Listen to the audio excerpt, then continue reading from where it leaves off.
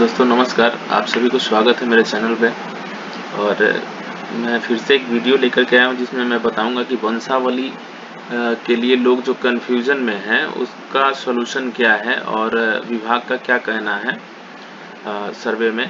तो उस चीज़ के लिए मैं इस वीडियो को बनाया हूँ और इस वीडियो के माध्यम से मैं क्लियर करवा देता हूँ कि आप सभी को वंशावली किस तरह से बना के देना है और कहाँ से बनवाना है।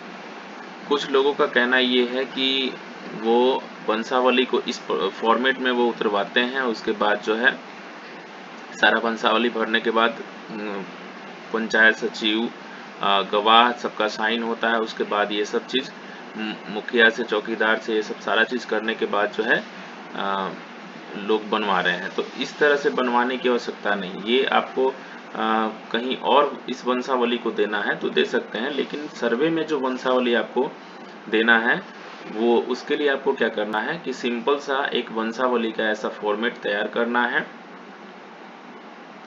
और इसमें जो है ये आप हैंड रिटन भी कर सकते हैं। इसमें आप टॉपिक लिख दीजिएगा वंशावली और ये लाइन ज़रूर लिखिएगा कि मैं और हम लोग घोषणा करता या करती या करते हूँ हैं कि इस जैसे कि मैं घोषणा करता हूँ कि इस वंशावली में अंकित सभी विवरणी सत्य हैं मेरे द्वारा।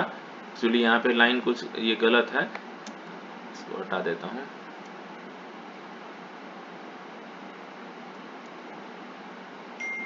मेरे द्वारा कोई भी जानकारी छिपाई नहीं गई है। यदि भविष्य में कोई तथ्य असत्य या गलत पाया जाता है तो सुसंगत धाराओं के तहत कानूनी कार्रवाई के लिए मैं स्वयं उत्तरदायी होऊंगा। तो इस तरह से ये लाइन आपको लिखने के बाद क्या करना है कि इस वंशावली को तैयार कर लेना है। वंशावली में मान लेते हैं कि सबसे ऊपर किनका नाम है, उस चीज़ को आपको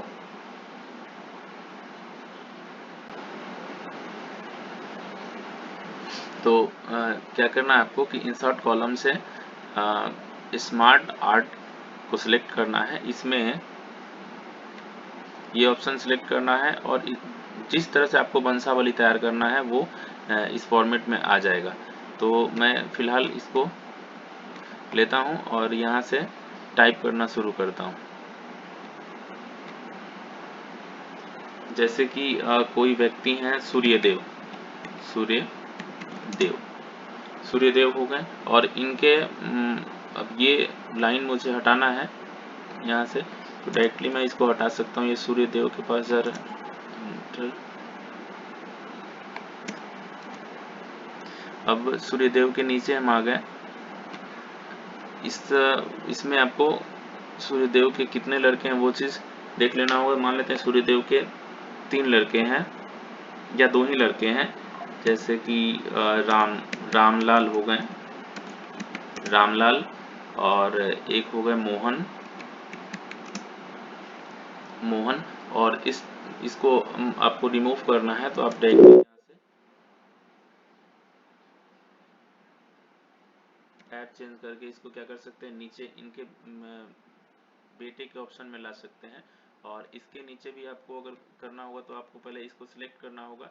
सिलेक्ट करने के बाद एंटर करना होगा और टैब चेंज करने के बाद इनके बेटे, अब इनके और भी बेटे अगर होंगे रामलाल के, और भी मान लेते हैं रामलाल के 2-3 बेटे हैं, तो वैसे ही आप टैब चेंज करके इसको कर सकते हैं।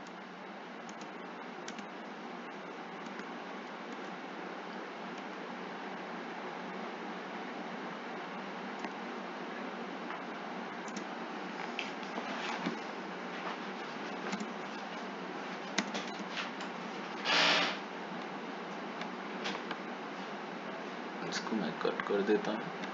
यहाँ तक हम लोग थे। रामलाल के नीचे इनके जो बेटे हैं, मान लेते हैं इनके एंटर करने के बाद ये नीचे आ जाता है और टैब चेंज करने के बाद इनके बेटे के ऑप्शन में आ जाता है। तो इनके बेटे का नाम हो गया, रामलाल के बेटे का नाम अगर हो गया श्यामलाल,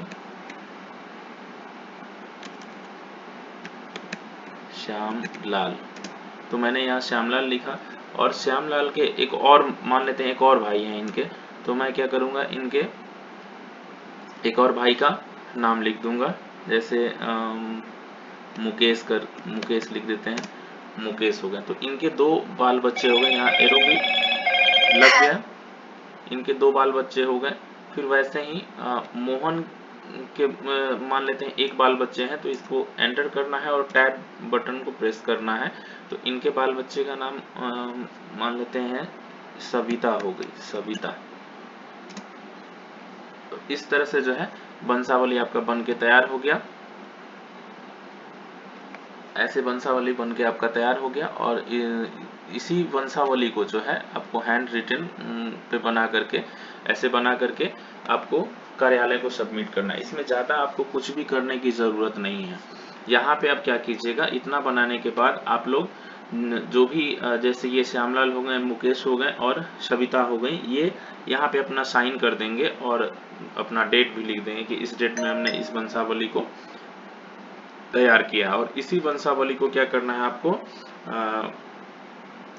सर्वे वाले फॉर्म के साथ अटैच करके दे देना है। तो वंशावली को बनाना बिल्कुल आसान है। लोगों के द्वारा जो है गलत गलत जानकारियां दी जा रही हैं कि इस तरह से आप कोर्ट से एफिडेविट करवाइए, ऐसा कुछ करवाने की जरूरत नहीं। हाँ, कोर्ट से एफिडेविट तभी होगा जब आपकी बहन का उसमें शेयर हो और उनके द्वारा जो है एक शपथ पत्र जिसमें एनओसी टाइप रहेगा वो, कि वो अभी और भविष्य में कभी उस जमीन पे ऑब्जेक्शन ना करें। अगर उनकी सहमति से ये हो रहा है तो वो साइन कर देंगी कि हाँ, एक शपथ पत्र बनेगा, उसमें लिखा हुआ रहेगा कि हमारे भाई के हिस्से में से हमको ना तो अभी कोई जमीन चाहिए और ना ही कभी भविष्य में हम इनके जमीन पे दावा करेंगे। इस तरह से लिखा हुआ रहेगा, उस पर वो बहन जो है साइन कर देंगी।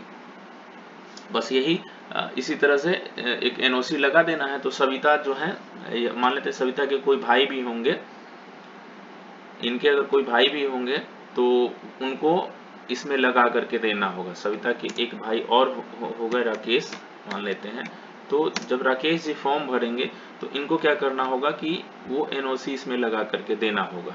जबकि रामलाल के वंशज को इनकी बेटी नहीं है, तो ये दोनों भाई अपना दावा कर सकते हैं। इस तरह से वंशावली बना करके आप स्वतः वंशावली बना करके दे सकते हैं। इसमें कोई भी दिक्कत कहीं नहीं होगा आपको।